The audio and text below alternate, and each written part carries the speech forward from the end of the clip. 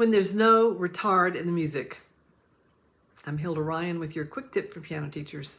I was teaching a lesson today, stopped the student in the middle and said, I wonder if you'd go back just a few measures and give me a nice retard right there, because there's a seam in the piece. The original melody is coming back again. I always want them to know why.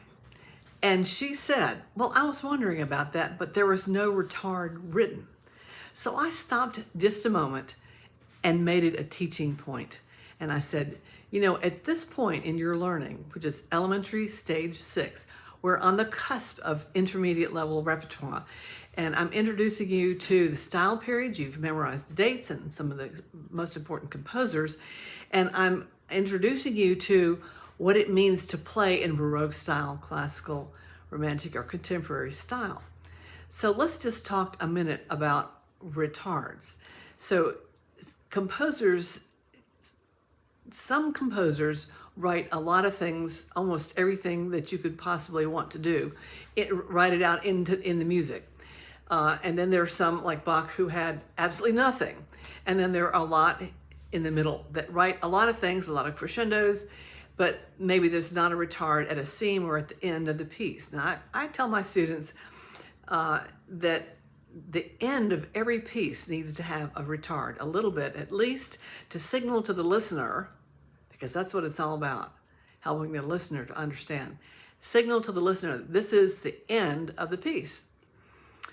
So here's the middle of the piece for the student, and it would make a lot of sense to take a little time because it's a seam. And so I talked to her. I said, now, if this was a Kabalevsky piece, I said, if this is a Bach piece, then, you know, you'd have just a wee bit of time that you could take at a seam, which would probably be, you know, a cadence in that style, in the middle of the piece. In classical, you'd be allowed a little bit more. In romantic, you could pretty much have a free hand and do what's musical, what's tasteful, of course, but musical. And 20th century, probably the same.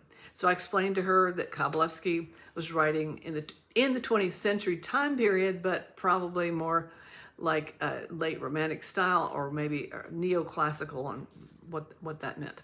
So I said, yes, you can take a bit of retard. And I said, actually, there are times when we want to make retards. I said, when I accompany a choir, for instance, or a soloist, many times there's a point where I'm playing by myself, and there's a retard that just is musical, and I do it because it makes musical sense. And so, yes, feel free to do that, but keep in mind the style. Keep in mind the style you're playing in and the parameters that are allowed in that style.